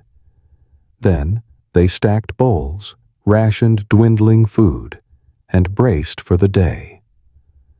Though cold lingered and broth pots thinned, they held fast. With charred jackfruit skewers, warm herb tea, and porridge, they'd conquered another night. Leaving their bedding, stepping into the brisk yard, they shared shy smiles, not for plenty, but for faith that, however sparse their meals, love and resourcefulness would carry them to spring. Beneath snowy peaks, remnant corn rows, gaunt trees, and icy stones bore witness to their grueling fight. Yet, with millet porridge, jackfruit broth, and herb tea, they kept their hearth's fire alive, ensuring no heart faltered in the bitter cold. As night slowly engulfed the world, The hearth's faint embers yielded the stage to a ghostly darkness creeping into every corner of the hut. No bold oil lamp burned, only a tiny sesame oil wick on a wooden table by the stone wall. Its feeble glow, pale as a whispered rumor on some medieval social network, flickered, lonely, casting a murky haze where objects loomed half seen, half hidden. In that moment, time seemed to bear the weight of waiting, waiting for night to tear free from the sky, waiting for the small silhouettes in the dim hut to slip into silence. A dog's bark echoed from afar, its urgent yaps like a war drum jolting the hushed air. Cold wind hissed through cracked door seams, swirling dust motes in the lamp's faint beam, a clattering dance across the dirt floor. The wind's wail warned that tonight would grow colder, that the thick leaf layer beneath the floor couldn't bar the frost, urging all to huddle tighter. Each breath came slow, steady, yet laced with a tremble, dreading the unseen lurking in the dark. The deep pile of dry leaves under the reed mat crunched with every shift, as if signaling unseen dangers prowling near. A slight stir sparked a rustle, like whispered cautions. No rest tonight. They shrank deeper, curling in patched cotton blankets, shoulders pressed to stone walls to dodge the wind's flashing glint through door gaps that clutched at their hearts. Fear slithered in, binding the 4 family members into a single huddled form. The sesame oil flame wavered, frail one moment, flaring wild the next, as gusts lashed it like a cornered beast. When it dimmed, only a small circle of light held against the inky void. They scarcely breathed, fearing a gust might snuff it out, plunging them into blind vulnerability. Heavy exhales mingled with the warmth radiating from their backs, weaving a fragile, unseen heat, just enough to fend off some cold. Yet fear clung tight. If that warmth failed, they'd wake midnight, with the wind still screaming outside. They knew if that frail lamp guttered out, darkness would swallow each silhouette. Every rustle, every draft through cracks chided, "Stay awake." So, they didn't let the wick burn low all night. Now and then, a trembling hand reached up, gently fanning the flame with a thin reed, coaxing it to endure. That meager light crept through the room, glinting on smoke-streaked rafters, like wild spirits haunting the walls. In the murky haze, fear lingered undimmed. They clung to each other, as if only their shared warmth could defy the brutal night. Their breaths, inhale, exhale, wove a faint choral lullaby, but deep within, unease never slept. They held fast to the hope that only when night paled, when dawn's soft glow parted the clouds, could they ease, finding true rest atop the leaf bed. For now, they waited, silently tending the flickering flame, in a night where fear was their sole companion. Nikita's was a husband, a father, but above all, a poor farmer, bound to plow and a small plot by a stone wall. Each day, he rose with the frail dawn, shrugging off a threadbare wool sweater to lead his oxen to the field. Dreams of Athens's splendor, where soft sheepskin blankets and vibrant city streets glowed with lamplight, once stirred his heart to ache. He pictured snow melting under Syntagma Square's golden lights, inhaling the scent of fresh-baked bread in Plaka. Yet the muddy, frost-bitten life of the fields tethered him back. Barren soil, a cramped straw hut, and livestock trailing his daily toil formed an eternal chain, locking him from Athens's open gates. As night draped the world, with wind howling through cracks in the straw roof, Nikitas knew his wife and children slept soundly. By the flickering sesame oil lamp, its sickly yellow glow casting shadows on his weathered face, he stepped quietly to the doorway. A thin snow layer blanketed the reed mat at the threshold. He had no pillow, only calloused hands clasped tight, guarding against the night's chill stealing his warmth. The mat on the dirt floor held faint residual heat, but the mountain cold slithered through every stone wall's crevice. He sank by the dead hearth, eyes fixed on the snow-shrouded wasteland beyond. That field once brimmed with harvests, lush seedlings swaying, wind whispering through reed fences. Now it lay a ruin of unformed hopes. In that still moment, Nikitas wondered, does the wealthy world know this scene? In Athens, perhaps, they donned warm wool coats, sipped steaming milk coffee, and watched snow drift gently past the Parthenon's roof. He had only a leaking straw hut and a cold ash pile. Those cafes, hundreds of miles away, knew nothing of hearth smoke, glowing coals, or the musky tang of shaggy sheep. Nikitas believed a passerby might not guess they shared the same earth. He bit his lip, a tear tracing his cheek.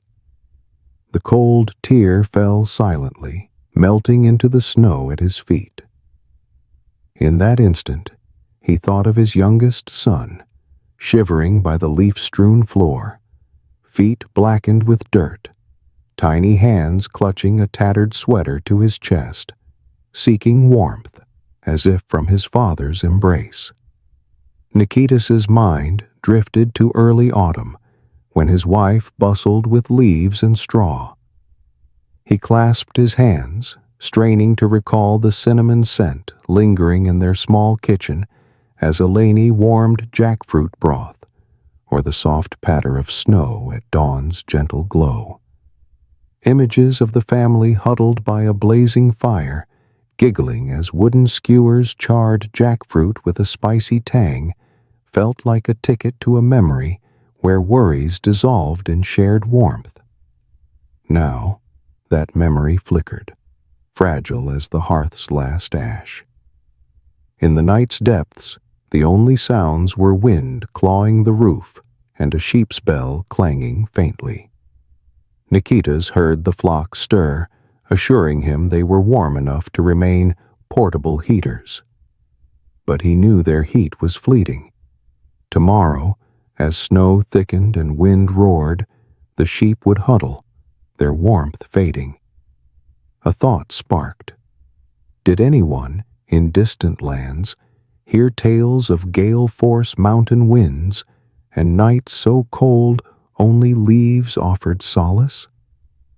Did they ever count stars in a pitch-black sky, lashes curled by frost? With a single ember left, Nikitas lifted the lamp, blowing smoke from the wick to bolster its frail glow. He sat silent, eyes shadowed by dread of winter's toll. In his heart, he vowed that, even if he sold every sheep or traded beans for rare tea leaves, he'd shield his family from another such season. It was a silent oath, unspoken in the cold, yet its echo rang in his chest. As night's final hours waned, Nikitas closed his eyes. The wind's howl faded, leaving only his heart's quiet thump. In fitful sleep, he dreamed of Athens, golden lamps blazing, sheepskin blankets cradling soft warmth. It felt distant, yet in the dream, he could touch it. In that rare moment, Nikita smiled, for no matter the hardship, a father's instinct burned to one day wrap his family in true warmth. Winter nights in rural Greece weren't just frigid, they bore the curse of winter sickness, stalking every poor household. As temperatures plunged near freezing, hearth warmth vanished swiftly, yielding to an unforgiving chill.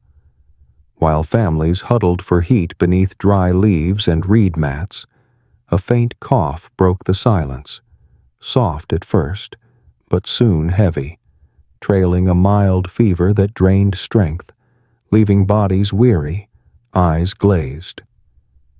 The cough wasn't mere ailment, but a herald, summoning an illness creeping near. On such nights, none dared cry out save the mountain wind. Lacking modern medicine, they clung to a few folk treasures passed through generations. One was washing faces with precious cold stream water to briefly quell fever. The act, simple yet agonizing, stung as icy droplets numbed taut skin, a searing jolt that felt like revival in the frozen dark. The chill, piercing before dawn's warmth, forced shallow breaths like a trickling brook, the only way to keep body heat from spiking dangerously. Next came forest leaf poultices, the countryside's wordless apothecary. Mothers and grandmothers ventured into woods, foraging for fenugreek, mint, and wild oregano, then mashed them into pastes, pressed onto the sick's chest. These earthy, wild-scented leaves, draped in thin cloth, glowed faintly under oil lamps like protective talismans. Their warmth, mingling with the forest's musky tang, eased rigid muscles. Yet healing was a gamble. Leaves might soothe symptoms briefly, but couldn't uproot pneumonia or malaria. Villagers jested it was borrowing the forest's breath, for only the woods offered faint hope in the icy season. Pneumonia, a minor urban woe, turned assassin here. With warmth gone, bacteria preyed on weakened bodies. Rapid, wheezing breaths, like dry twigs crackling in the hearth, kept families sleepless. The gurgle of each inhale outdid any village flute's eerie wail. Some dared not leave their beds. Movement triggered violent coughs, bodies trembling, eyes staring blankly, seeking a final candle's flicker to cling to hope. In dire illness, they could only pray. Will these leaves truly help? Endless nights saw nettle and ginger brews boiled ceaselessly, a spiritual balm for the sick. Steam rose, filling the dirt kitchen, dulling fever's grip. But if disease burrowed deep in lungs, no amount of leaf tea or ginger warmth could save them. Some nights, a final frail breath faded into silence, marking an eternal sleep come too soon. If fortunate, the sick awoke post-fever, sweat-soaked. They grasped every wisp of warmth, every last ember, to muster strength. Bleary eyes met joyful kin, like glimpsing dawn after a tempest. But others woke to tragedy. Children, chilled, stared at frost-coated windows, wondering why a parent or the dog's familiar yip had gone silent. The lesson of winter sickness here wasn't just nature's cruelty, but a tale of faith and humanity's grit. Without pharmacies or doctors, they saved themselves with dry twigs, folk remedies, and nameless sacrifice. In the narrow straw hut, a fragile bulwark against blizzards, each bead of sweat and tear mingled with the will to survive. At dawn, as sunlight broke, they shared heavy glances. Though fever might pass, tongues less parched, The winter sickness curse loomed, for the season stretched long. Yet with a splash of cold water to wash faces, a handful of forest leaves to poultice, and faith to outlast dry coughs, they found strength to await spring's warmth, when fevers would slumber, replaced by dawn's glow and the first rays of a tender season. As night blanketed the silent snow outside, some crowded families in Greece's mountain villages devised a ritual called sleeping hand in hand to defy the skin-searing cold. Their cramped straw huts offered no room for separate beds. Instead, they transformed a thin blanket into a warm boat, where all squeezed together to sail through the frigid night. At first, as they slipped beneath the wide, worn blanket, 4 or 5 bodies pressed like tightly packed bricks. Each leaned into the next, leaving no gap for wind to pierce. The eldest child nestled against their father, back to shoulder. The sister leaned into her mother's spine. The mother touched the youngest, asleep. This closeness, though confining, was their lifeline. Body heat merged, rippling through the blanket's folds, melting the chill from the dirt floor and stone walls. In homes with 5 or 6 siblings plus parents, the blanket stretched from the stone wall to a narrow wooden bench. When the hearth's last embers died, darkness swallowed the space, leaving only cold's black haze. Yet under the blanket, they felt warmth pulse faintly, like a paper-thin electric quilt powered by human touch. This physical bond was both practical and profound. A mere brush of mother, father, sibling, or child reminded them they weren't alone in the bleak night.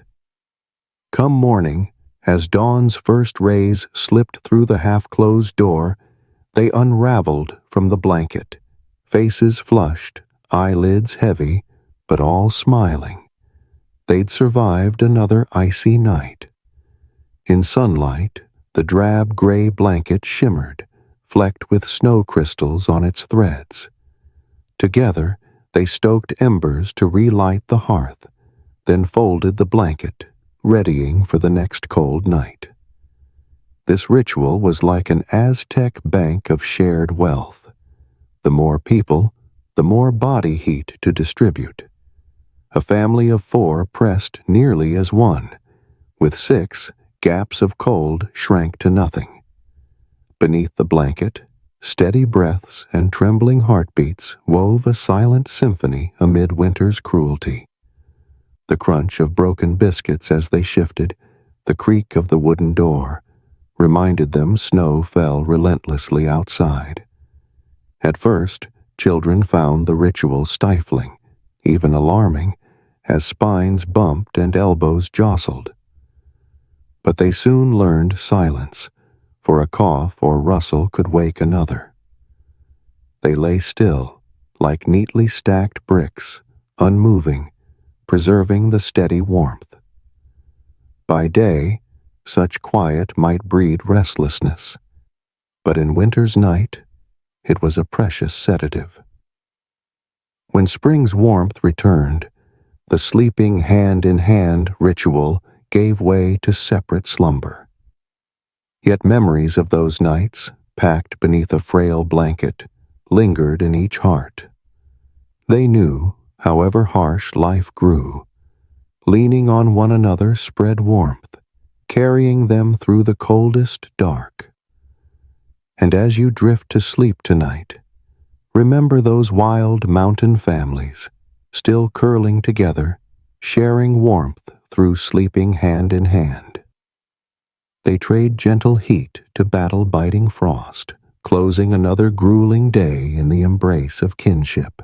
As night's curtain fell and the snow outside hushed, a biting wind from the jagged valley slipped through the half-closed door, carrying fine dust and the musky scent of ash. In the frail straw hut, as the hearth's last warmth faded, shadows stretched longer than ever. In a corner, women knelt on a coarse reed mat, eyes closed, trembling hands tracing an unfinished woolen scarf. Their shivers stemmed not only from cold, but from dread for their loved ones, sons frail with illness, daughters sobbing from frost-bitten dreams. Suddenly, a hoarse hum broke the heavy air, echoing through the stillness. Theo, her silver hair dusted with frost, sang softly, her weathered voice steady. Husky, yet resolute, she wove the lullaby, Ta paidia stin amo, children on the sand, its refrain rising like fragile faith. No instruments joined, only her breath, laced with hearth smoke, drifting through. Ta paidia stin amo, ta kimata paizun, verses of sunlit beaches, where warm sand cradled bare feet like a blanket. In the bitter night, visions of children playing on distant sands bloomed vividly, sunlight scattering golden flecks, salt sea air mingling with coastal breezes. That imagined warmth wrapped those shivering under straw blankets, thawing the cruel cold. They pictured each star above as a warm grain of sand, clinging to children's toes, a far cry from the icy leaves beneath them now. Theo's song pierced the night like an arrow, touching the hearts of weeping children. Maria, the neighbor, joined in, her raspy voice blending. Kai choravun tagoria, tangeloi tsakismena. Boys dancing, broken angels spreading wings. Her gravelly notes bounced off stone walls, a rallying cry. No matter how cold, give us faith to live. Each lyric fell gently, like icy dew melting into dim light. In the cramped space, the lullaby never faltered. Children nestled against mothers' sides, listening, eyes half closed. Though cold seared their flesh, the warm song sparked fleeting joy. The women sang on, pushing past choked sobs, defying the frost from the sky above. Wind tapped the door, a faint drumbeat, backing their mournful yet defiant anthem. This folk melody wasn't the polished arias of opera, but raw, like a hoe breaking field clods. It was a solo of resilience, a single-note piano in winter's grip. Each woman stood like an ancient maple, gnarled yet unbowed, braving the storm. Their gaunt faces, flickering in the fire's now dim glow, curved into faint smiles at memories of sunlit warmth. As the lullaby waned, tears glistened, but none complained. A drop slid down a cheek, soaking into the scarf, a tiny stream feeding a vast faith. Children's eyes followed Theo, gleaming with strange comfort. A single ancient tune had bound them, its echo mending fractured souls. The fire died, the sesame oil lamp's frail light succumbing to deeper darkness. Yet the lullaby lingered in their minds, holding them from surrender. Wind howled through the door, but their voices had merged, a note in the frozen night. Their hearts warmed, though bodies still trembled. Before slipping into a half-waking sleep, they pictured lying on sun-warmed sand, waves lapping softly. The lullaby's notes carried far, coaxing even the cold into slumber. In the dark, the song vowed winter would pass, spring would dawn, sunlight would bathe the valley in gold. As they burrowed into blankets, eyes drooping, the folk tune echoed faintly, like lingering warmth. The long night closed, and they dreamed of hot sand, blue seas, and wispy clouds, visions radiant against their bleak reality. The lullaby ended on a long, lingering note, a defiant pledge against the next cold snap. They would endure, awaiting the day sunlight truly warmed their hut's door. As dawn began to break, the first light slipped through the half-closed door, frail as a low-watt flashlight. The straw hut still clung to heavy cold, but that faint ray was enough to ease the frost's bite. Nikitas jolted upright on the straw blanket, head tilted like an optimist grasping for the sun's fleeting warmth. His wife, Eleni, fumbled for an old fan, slowly blowing ash from the hearth to nurse the lingering embers. As the initial beams gilded the stone wall's metallic streaks, the crackle of fire licking twigs warmed the air. The family stirred, shivering as they donned patched wool sweaters, mended countless times. They shuffled to the small yard, rustling as they lifted reed blankets, stepping onto frost-damp earth. Hurried footsteps traced a familiar bustle. At the hearth, embers flared, flames spreading heat, thawing the icy veil at the hut's door. In the flickering dawn, each member gathered by the fire. Adults swiftly fed splintered oak twigs, cut last autumn, still crisp in the straw shed, to sustain a blaze just strong enough for a pot of corn porridge to simmer. As stream water met coarse cornmeal, the murky yellow gruel bubbled, steaming faintly. The porridge's soft gurgle was a comforting hum, signaling a new day's start. Each hot bowl, modest yet vital, fueled their spirits against lingering hunger and cold. Morning light filtered through wooden slats, glinting on the dust veiling the hut's walls. They layered on tattered, carefully patched clothes, old wool scraps sewn onto shoulders, trouser cuffs cut from orange fabric, sleeves mended with faded white cotton. In the weak sunlight, these patches shimmered like lively patterns, transforming worn garments into makeshift armor. Their figures, odd and quirky amid the snow, stood clad in battle gear forged for winter's long days. Their feet bore dusty goat leather shoes, red dust caking the worn hide like a shield against wind's sting. In earth-toned gear, they looked like aliens landed in a frozen field. Yet those shoes, stitched with leather and cloth, were triumphs of enduring hands, steadying them on slippery slopes. Nikitas let out a dry chuckle, watching his children tug at cloth wraps around their shins, resembling pint-sized warriors from a sci-fi tale. In that moment, the frail sunlight strengthened, piercing thin mist, awakening snow-draped hills, turning dew into sparkling crystals. They widened the door, letting dawn touch every corner, warming the earthen hearth. The cramped space felt suddenly vast, their shadows stretching across glinting ash.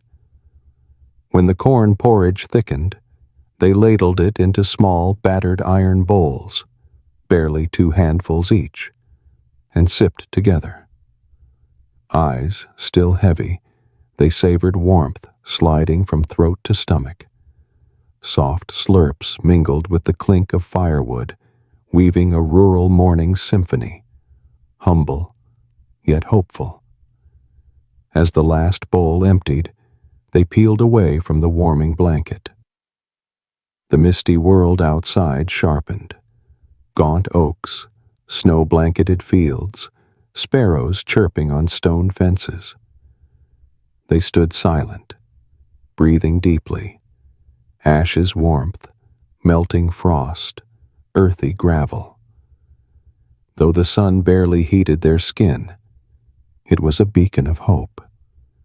A new day marked another chance to defy the cold. Preparing to leave the hut, each layered another tattered garment. Goat leather shoes were lifted, tested on warm red dust. Steps stretched beyond the frozen ground toward the day's labor. Dawn's faint light, their fragile savior, let them forget the long night. In that moment, they knew, by clinging to the first warmth and holding fast to faith, winter's end would yield to spring's sun. Amid unrelenting winter's grip, clever little tricks became miraculous weapons for keeping warmth among Greece's poor. Without heaters or thick coats, they wielded faith and ingenuity to fend off the endless cold. In a corner of the hut, Maria, silver-haired and the village's nimblest, stuffed dry straw into the legs of her long skirt. Harvested from last summer's gleanings, the golden straw was meticulously packed into old, patched fabric, layered to hold its shape. When the skirt's legs brimmed like natural boots, Maria grinned wryly, joking her dress now weighed like a scrap metal bicycle. But to her, it was a portable heater, an unwilling ally for the long day. Stepping to the cattle pen, Maria's straw-stuffed skirt swept through glistening dew on the ground, then neared the small hearth. By a steaming water bucket, she deftly poked a hole in the straw at her skirt's hem, letting just enough warm water seep in, then sealed it tight. Dry leaves were tucked around, a crude sponge to trap heat longer. Each time she touched the skirt, the straw radiated gentle warmth, coaxing her near-frozen feet to shuffle through the day. Maria wasn't alone in her craftiness. Other women turned small cloth bags into portable quilts, stuffing them with straw and sewing a thick outer layer. At sunrise, they spread the bags under the sun to soak up heat, then tied them around waists like warming belts. The heat seeped into their lower backs, spreading to hips, then radiating through their bodies. Keeping the bag close, they forgot the icy drafts hissing through door cracks. Men fashioned blanket coats from old scraps, layered, tattered patches stitched with clumsy seams into wind-blocking jackets. Chopping wood in the fields, they wore these bulky coats, their thickness shielding against gusts, sparing them from hunching in shivers. Sometimes, mid-swing, they'd pat a sleeve, smiling inwardly, knowing they wouldn't tremble today. Others wrapped old cotton strips around their necks, dubbed country scarves in jest. Once floral curtains discarded by the wealthy, these were cut and sewn, wound like wool against the cold. When wind stung their throats, they tugged the scarf over their mouths, a rough mask against frost. The musty scent of aged cotton, laced with ash, doubled as a guard against throat infections. Not just adults, children joined the fashion of warmth hacks.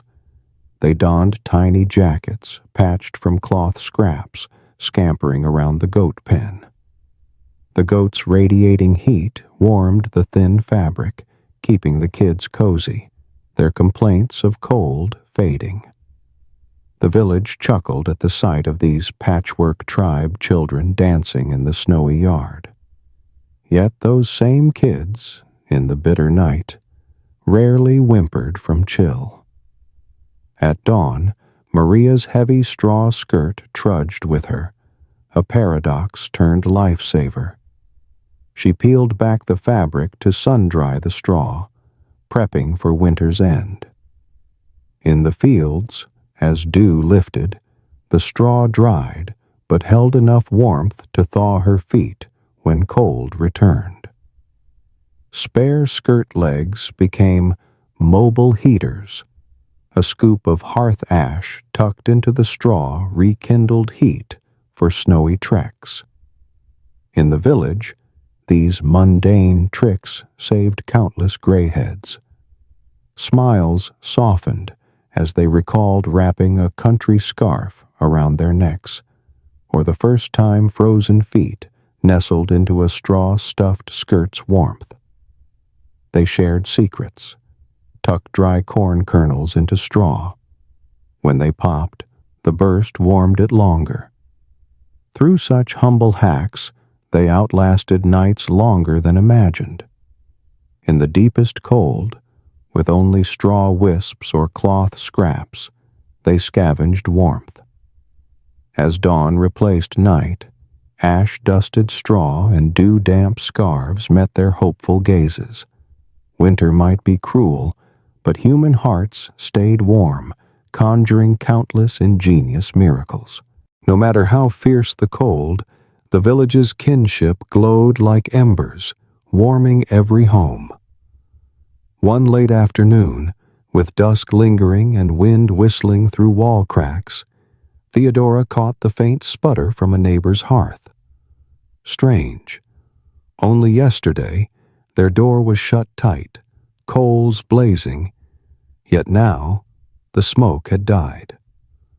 Without hesitation, she threw on a patched wool sweater, and with Maria they steadied each other to the neighbor's gate, where fading smoke left a thick golden ash.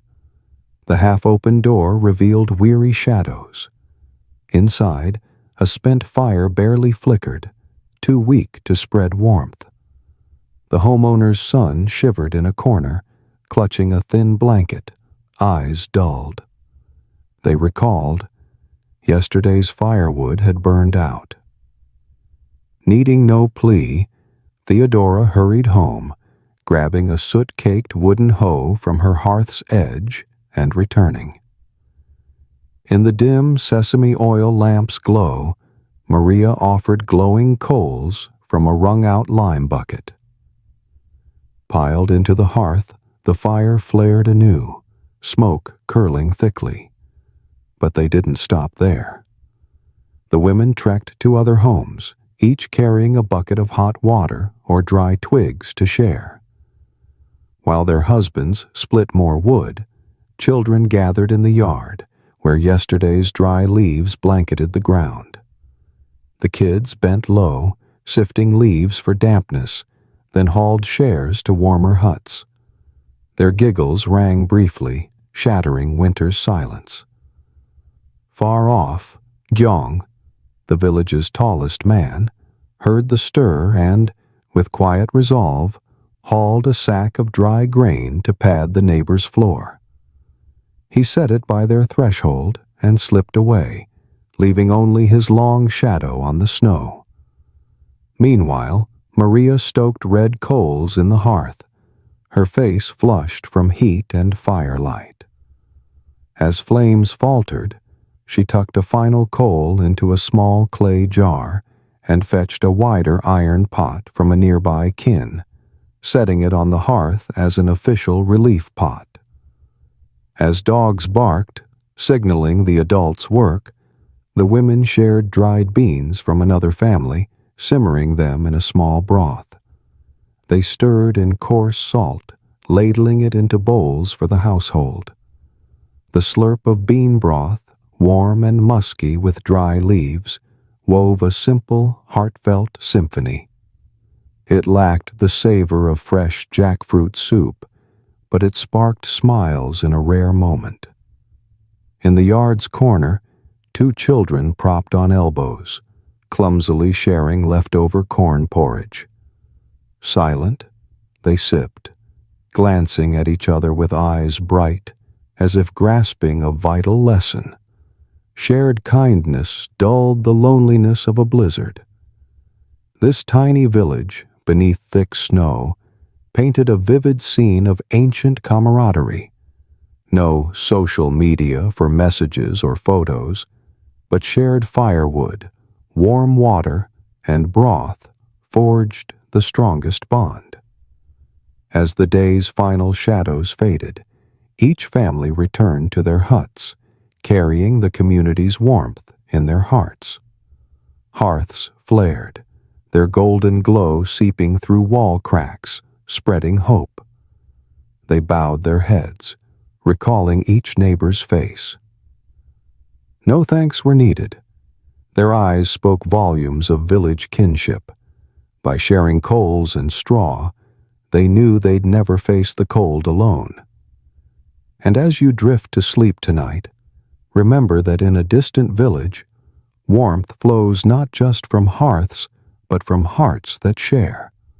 The wider the world, the more sacred this neighborly bond, kindled at dawn's first light, guiding them through long winter nights. Winter finally yielded to spring as the last snowflakes melted on the fields, unveiling patches of damp, pale brown earth. Beneath the fragile snow, the land lay raw, scattered dry leaves, rotting straw bundles beneath the soil, silent relics of a fierce battle with the cold.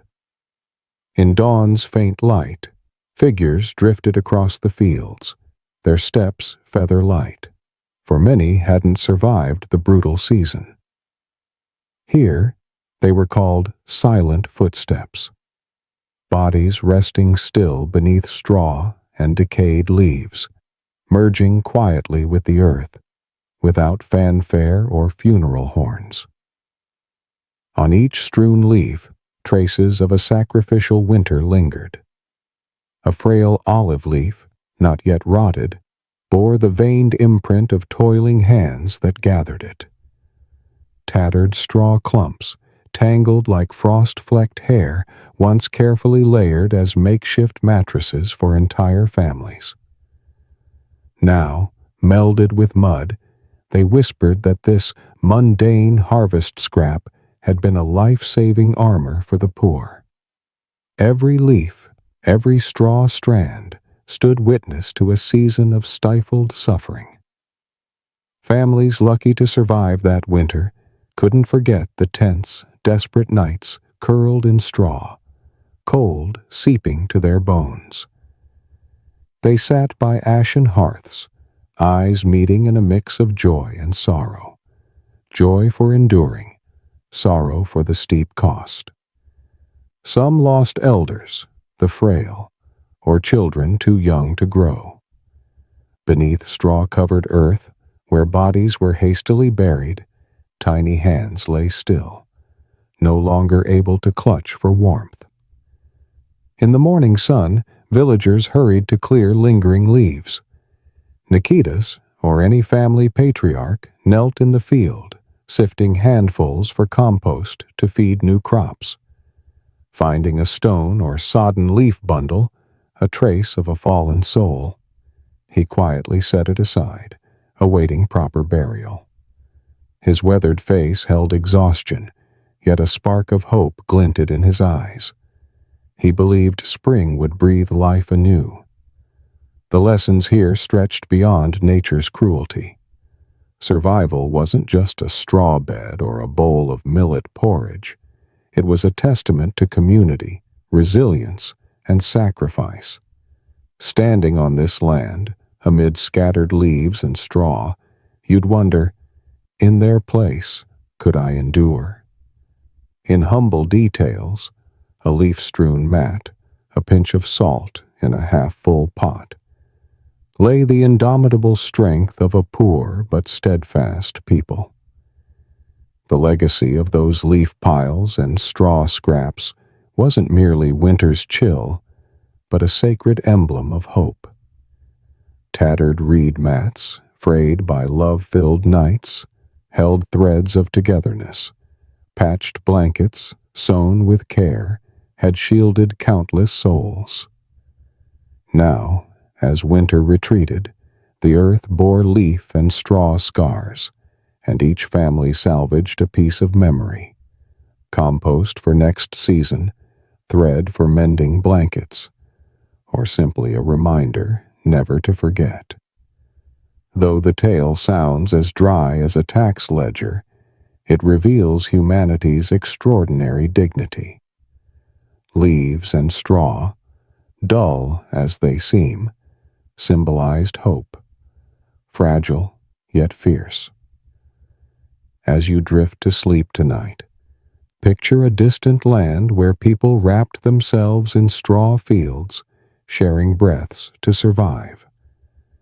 They learned that in the most ordinary lies the sublime, an unshakable strength in simplicity.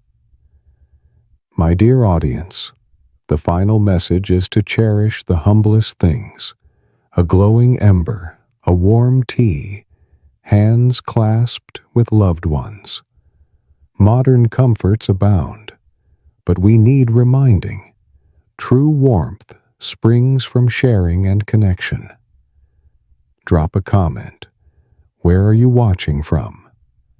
Hit like and subscribe if you love these bedtime history tales. Sweet dreams, and may you not shiver in Greek snow.